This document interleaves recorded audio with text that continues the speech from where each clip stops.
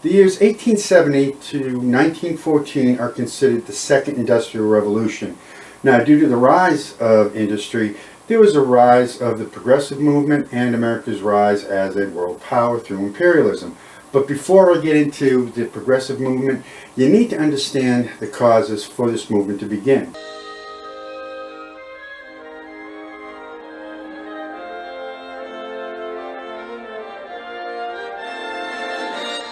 Okay, so let's get into it. Now, with the influx of immigration, the cities were becoming a cesspool of humanity. Besides the bad living and working conditions, there was xenophobia, nativism, and political corruption, to list a few of the problems. A reform movement was soon underway in America. The industrialization required workers, though. The United States did not have the population to fill that jobs of industry.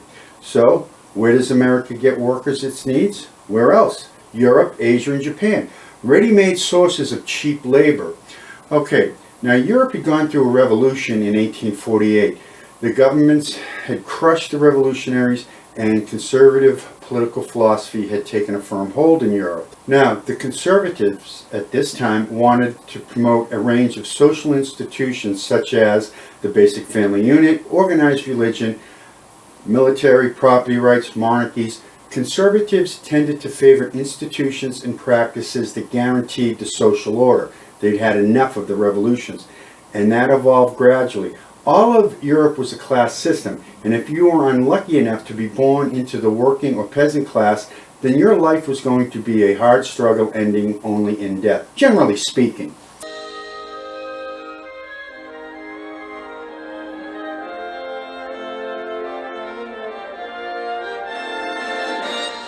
So, you are either in the peasant or working class in Europe. There's not much life for you there. You realize, though, you do have an option. You can risk everything and go to America. You've heard the streets are paved in gold, and even if they aren't, anything is better than what you have right now, you know? So, you sit down and you decide to make a list. Why should I leave Europe? These would be called the push-pull factors. Okay, not enough jobs or opportunities, famine and drought. There's political fear of persecution, poor medical care, loss of wealth, natural disasters, death threats, desire for more political or religious freedom, which you really don't have in Europe, pollution, poor housing, discrimination, and a poor chance of even getting married. Also, contamination of the soil, the drinking water, constant wars, and sickness. Now, just writing down this list gets you seriously depressed. But wait. You decide to make a list of why America will be better for you. These are the pull factors. Okay, you've got job opportunities, better living conditions, maybe. Having more political and religious freedom, definitely.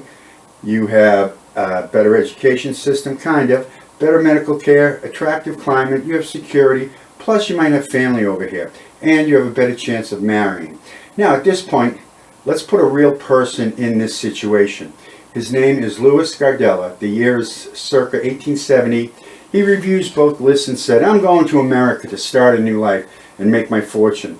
Louis packs his meager belongings into one suitcase, says goodbye to his parents, Luigi and Maria Gardella, and boards a transatlantic ship out of the port of Genoa, Italy. About a month later, Louis lands in New York City and begins his new life. He settles in Boston, Massachusetts, and starts selling fruit from a pushcart. Now, in 1874, he meets and marries his wife, Rose Dondero. Now, over the course of their marriage, they will have 9 children. By 1880s, Louis saved enough money to move his growing family to Natick. That's a town just west of Boston, Mass. Louis and his family were the first Italians to settle in Natick. Now, over the next 38 years, Louis would build his business into the largest fruit and produce business in the town. He'll take an active part in the civic and welfare of his community. All 7 of his children will become successful in their own right. One son, John, owned the Gardella drugstore in Milford, Mass. He would become chairman of the Board of Selectmen and recognized as Milford's outstanding citizen. 1 generation from immigration. Now, Jen Gardella, one of Louis's daughter, she was my grandmother. So, why did I tell this story? Well, Louis's story is the perfect example of the melting pot theory of America.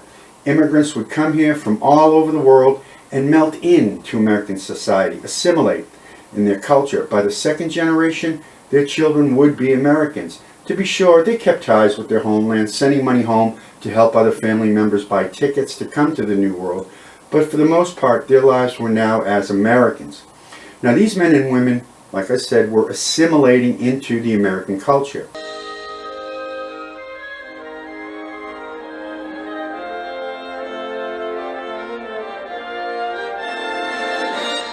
Now, there are two words here that I believe I used earlier. One was xenophobia and the other was nativism. Now, both these words deal with anti-immigration beliefs. Xenophobia means a dislike of or prejudice against people from other countries. Nativism means a policy of protecting the interest of native-born or established inhabitants against those of the immigrants. Okay, so why did this happen? Well, after the Civil War, immigration patterns shifted. Previously, immigrants came from Northwest Europe, white Anglo-Saxon Christians. These new immigrants were looked upon with suspicion because they were different. Their religion was different. They had different customs and traditions. And most importantly, these new immigrants were willing to work for less wages. Native-born Americans saw these new immigrants as uneducated masses who could not understand the workings of our democracy. Now, add to this the constant fluctuation of the economy, you have a recipe for xenophobia and nativism to thrive. Okay, now compared to what the new Eastern Europeans went through, the immigrants from China and Japan had it worse.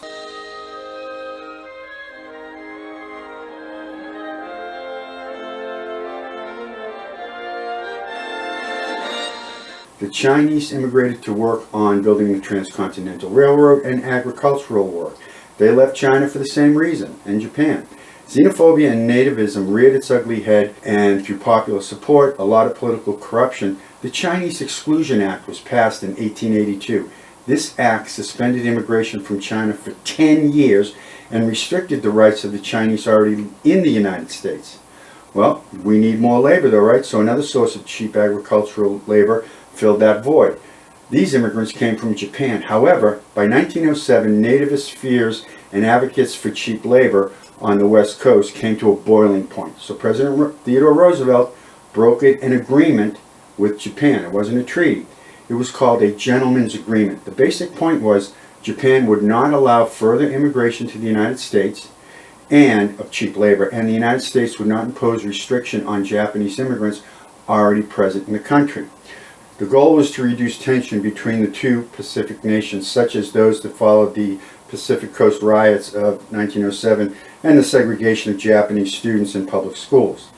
Now, the differences in the experience between European immigrants and Asian immigrants upon arrival in America was extreme.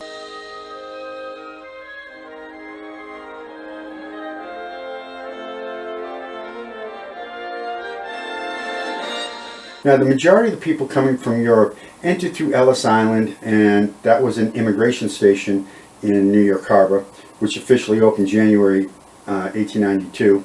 Now, these European immigrants were processed through rather quickly.